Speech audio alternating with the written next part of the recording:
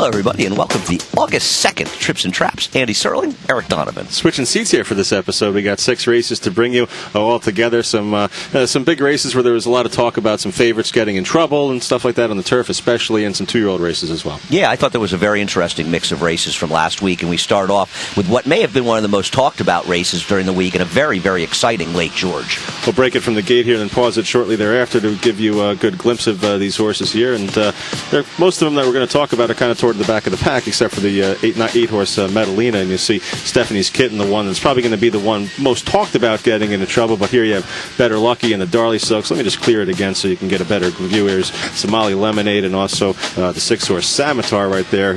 And Better Lucky Samatar going to make middle moves around the far turn. You don't really need to watch them until a little bit later. Yeah, and you also want to see Medellina going towards the front in here.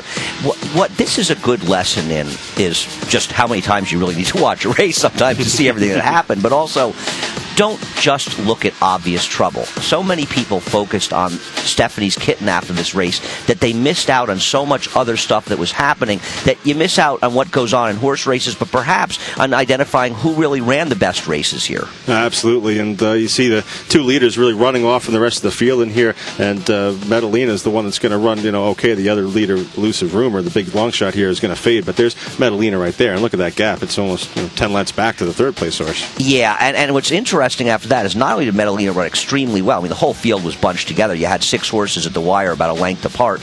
Medellina finishes 5th in here, but I think she's the one that may have run the hardest during the race. But Better Lucky, who ran 2nd, and the European Samatar, you're going to see very quickly the 2 of them making premature moves. Better Lucky, the widest of them all. And while that's going on, Stephanie's Kitten is saving ground, and John Velasquez is doing every single thing perfectly. Somali Lemonade was wide on the turns. She, too, was blocked in the stretch, but you didn't hear about that the way you heard about Stephanie's Kitten. No, well, of course, with the favorite getting in trouble, you're always going to hear more about that. Here are the 2 horses making the middle move, Samatar and Better Lucky. They're going to make 3 and 4 wide moves and actually stay on pretty well in here. The jockeys, I don't think, really could do anything else. Either the leaders were going to back up into them, or they're going to get shuffled back, or they had to make this kind of move, so I can't really fault them here.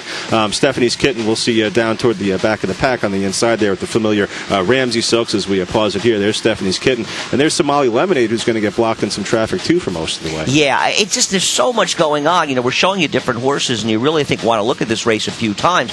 No one is denying that had Stephanie's Kitten got a clear trip, and she's a horse that runs inside of horses as she did in the Breeders' Cup, that she probably wins this race, but she would have won it with an absolutely perfect trip, and others had tougher trips. So should they all meet up again, why would you want Stephanie's Kitten against this field at a very short price where trips are important and other horses may actually have run better races? And here's a look at the head-on. There's Stephanie's Kitten, who is blocked throughout the stretch, and Somali Lemonade, who's also blocked throughout most of the stretch as well. Just to give you a perception, Stephanie's Kitten really never had any kind of clear room in the stretch until very, very late, and Somali Lemonade also blocked in here in the salmon-colored silks in there. So both these horses really tough go of it in the stretch. They actually bump each other a little bit there, and Stephanie's Kitten dives toward the inside. Imagine it was a very frustrating race for both of those riders. I think all things being equal, the 2 horses, if they re-ran this race today, I'd be most interested in would be Medellina and Better Lucky, because both of them were more lightly raced and seem to be improving, and they'd end up being the biggest prices in a race where you might be able to throw another blanket over them again. No, I agree. I mean, I thought the winner, Center Court, was a nice horse going in, and I still think she's a nice horse, but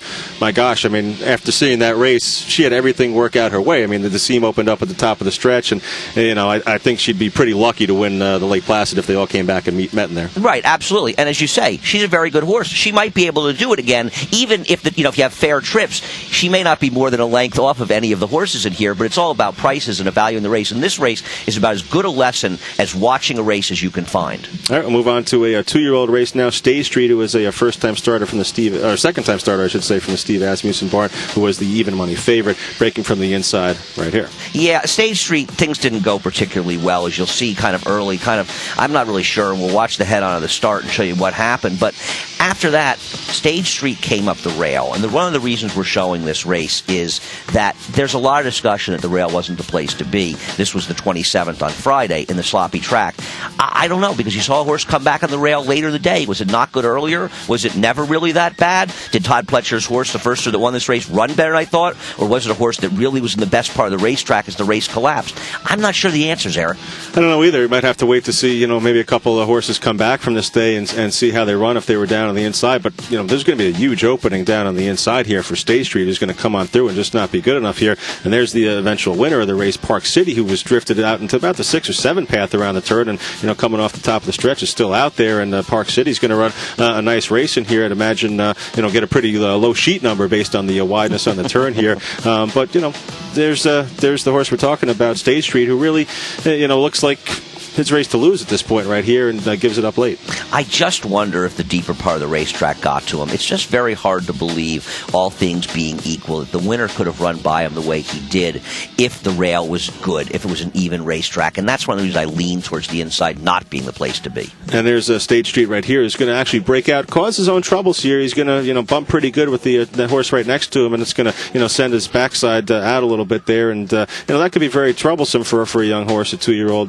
Just a big shock early on in the race then that they bumped and made that kind of contact. Then he's down inside, throwing his head around a little bit there. Might be a little bit green, taking some dirt right there. And we'll keep going on the turn here. You see where the eventual winner of the race is way out there. That's Park City, and Park City's still going to be out there wide. But right here, Julian Leperoux is going to try to get State Street off the rail, and Park City's right out there, and State Street's not going to want to go out there. Park City really overreacts when State Street actually herds him out a little bit there. But there's nowhere to go there for State Street. Goes back inside, and if the inside was bad, then this is a horse you probably want to bet back. Right, and if it was an even track, you don't want any part of this horse at all. And maybe it's a horse they had geared up ready to win early and hasn't gotten it done and isn't going to continue to improve. These are all questions you ask about 2-year-olds, and there's so many different questions here: the racetrack, the horses, the trips, and it's all interesting stuff. And I don't know the answers, and Eric doesn't necessarily know the answers, but you learn from trying to figure it out and then watching what happens in subsequent races. All right, we'll move on to the Curlin now for 3-year-olds. The race was won by second choice actually here in Street Life, but we're going to take a look at a couple other horses here as we pause at Reload and Easter Gift right next to each other. Reload in the Phipps Silks and Easter Gift outside. I don't want to be too hard on the riders, but I thought there were a couple of very questionable rides here. I think it was a situation where people were afraid there was no speed, and they rode way over aggressively. I don't know why Eddie Castro was sending Reload. He's not a speed horse, and he could have benefited from seeing a comfortable trip. And I also don't understand why Easter Gift, who is 5th right now, and got into a good position, a race where they were clearly moving along, why his rider sent him up towards the front so suddenly. Yeah, they're right up in here chasing the pace right now. Easter Gift really puts in an early move into this race where Easter Gift could have been settling, probably right back in that spot right there. Instead, you're making a wide rush up the lead. And this is a pace that's going to completely fall apart, more or less. And, 5:16 was up there, but the rider of 5:16 made a good choice to take back off this pace, and that really helped out. I agree, and 5:16 is another horse that stays on the inside and does well in second, but dynamics were in his favor. And maybe at this point, Reload's not handling the track. Eddie Castro starts asking him to run again, and he's still got 5/8 of a mile to go. And there's Street Life, who's a dead closer, just getting an absolutely perfect setup, a contentious pace, horses that are just sort of burning each other out needlessly, and you know that he's going to usurp them and just fly by him in the stretch, which he does. He got a good figure. I think he got a figure of 98, and maybe the Alpha got a 96 in Jim Dandy, but both those horses had dynamics in their favor. Street Life couldn't have gotten a better setup. No, that's for sure. Street Life's going to start to circle up on the outside now in the white cap, and you see Easter Gift still slugging it out on the front end there, and at this point Reload's kind of tired. Like you said, don't know if he really handled the racetrack when all was said and done, but these horses are going to drift out too, and for a horse that's really expended so much energy already in Easter Gift to have the leader come out and drift you out a few paths here, that's really got to hurt Easter Gift. I mean, they're in the 5 and 6 path right now. I agree. Now listen, these aren't Travers horses, both Reload and Easter Gift, and certainly after this race they're not. The question is, what race do they show up and where they go down the road? I think both of these horses look kind of lousy after this race, or their lousy efforts, and perhaps their prices will go up a little bit next time because of these efforts. And to me, they are complete and total throwouts. Wet track and tough dynamics. Dirtied up race for sure, and I think both of them have a nice future ahead of them, and they're lightly raced, so I think they can still improve. I agree. I think they are both nice horses. All right, let's take a look at North Slope now from July 28th. This is race number 3, a maiden special weight for 2-year-olds going 6 furlongs. This is what can go wrong with the fastest horse in the world. And you see North Slope back there, and this was Kieran McLaughlin first-time star, was extremely heavily touted. Now, North Slope, who it just doesn't break well. We watched the head-on. There's nothing to show you. This horse does not get out of the gate. Subsequent to that, clearly the horse has plenty of speed, because you see basically on her own, Ramon Dominguez has her sent up towards the front 4 wide. she'll ultimately have nothing in this race. My question for you, Eric, is do you really want this horse back at a short price again? Yeah, short price. I wouldn't be too eager to bet next time out. I got to say, I mean, this wasn't a huge rush. It's not like a horse stumbled at the start, rushed up, and got to lead. I mean, he was able to pretty much get up there on his own power, and I know he's chasing 3 wide, a first-time starter. Maybe he benefits from the experience here, but I got to say, this horse really does pack it in quite readily here and finishes 7th, beaten 13 1/4 lengths. I would have liked to see a little bit more, staying power, at least to the 8th pole in the stretch, but right here, pretty much done. Yeah, I don't really agree with you. I think once the horse gets left, he's a first-time starter that's now completely out of his element, and he's just got to run up. It's got to expend extra energy to run up to get in position. So I kind of like that he's dirtied up in the sense that he ran as poorly as he did, because I'm going to believe the money. There's some substance behind it.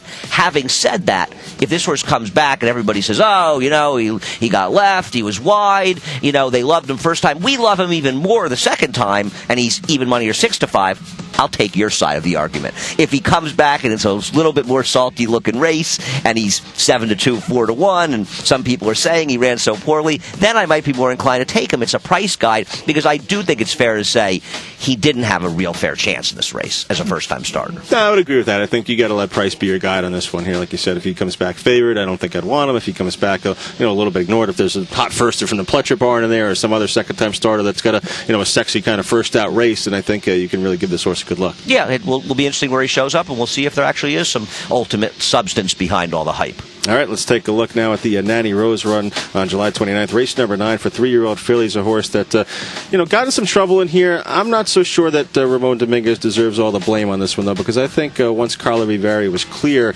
she didn't really have all that much run. And we'll take a look at it right there. And Carla Viveri is... in between horses. Yep. I don't blame Ramon at all. In fact, I think that the premature move made by Dame Marie with Jose Lezcano in the backstretch was what really sort of kind of made the race difficult and actually helped the eventual winner, Allura Michelle, because she was on the rail. I mean, Ramon has Carla Viveri into perfect position. Here, as they're going along, the horse in the lead ends up backing up. It's Dame Marie, who maybe should have been closer to begin with, who will end up very shortly making this move. And when a horse runs up on your flank like that, it enervates the horse inside of her. And I think that Carla Viveri sort of took off, and Ramon's like, wait a minute, what am I doing here? He ends up sort of taking back, but the whole race gets all bunched up, and it makes it very difficult.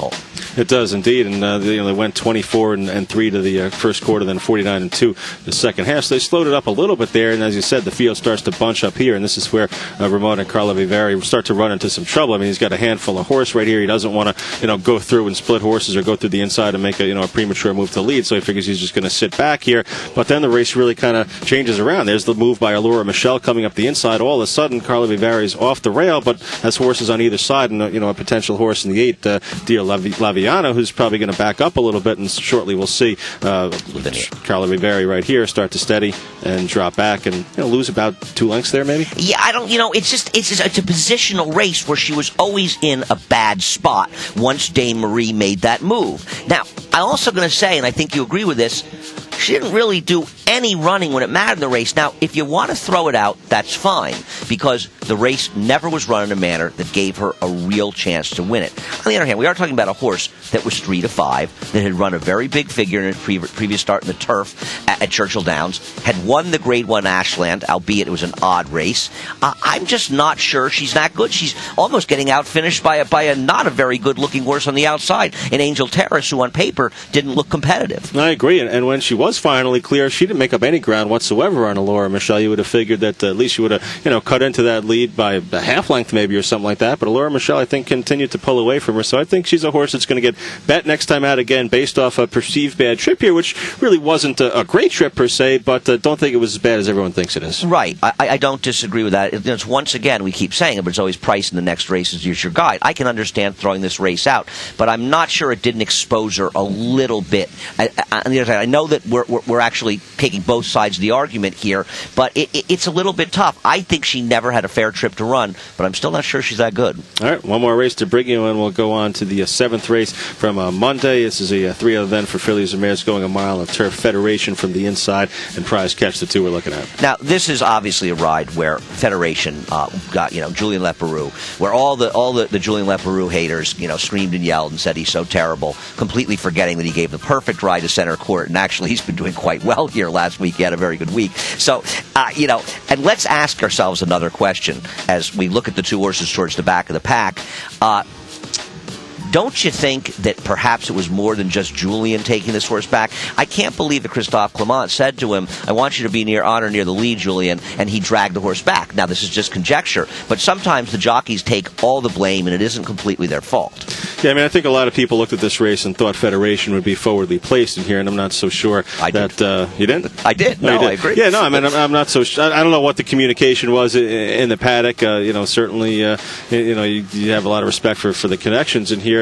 Maybe Christophe didn't really give any instructions to Julien here, but I don't know. Nonetheless, I think everyone thought Federation would be here and not here. Yeah, I don't disagree. Now, the other thing is you see these horses are still in the back of the pack.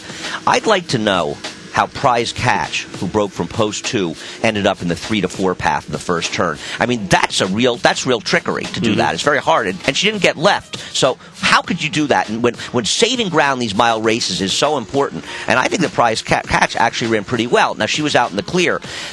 Other question, we're going to see it in the head-on. Federation is behind her, and you see her in the 2 path. You see Prize Catch in the 3 path. Federation has a chance, perhaps, to get out at this point, or she's going to wait for separation.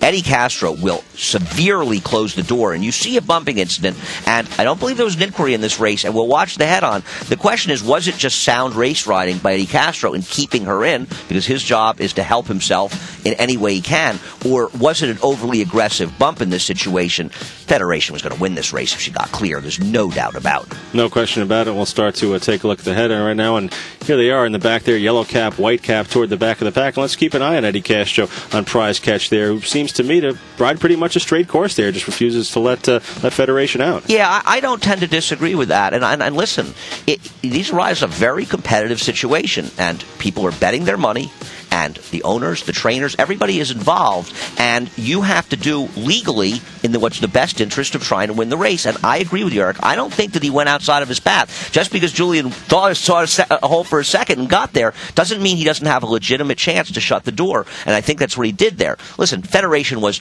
unlucky and probably too aggressively taken back, but there was some interesting race riding there. I'm still not so sure if Prize Catch hadn't gotten a fairer trip, saved more ground, not been so wide, she might not have won anyway. Might have won. I thought she's the kind of horse that was improving a little bit going into the race for Angel Penna, too, and certainly ran well enough there. Federation, though, I think you come away with the feeling that she was kind of supposed to win there. Yeah, if they run this race again, she's going to be a short price again, and she's probably going to win. But in this situation, she didn't. All right, well, that'll do it for this episode of Trips and Traps. Thanks for watching. We appreciate your comments, and you could send us some emails at tripsandtraps@NYRAinc.com.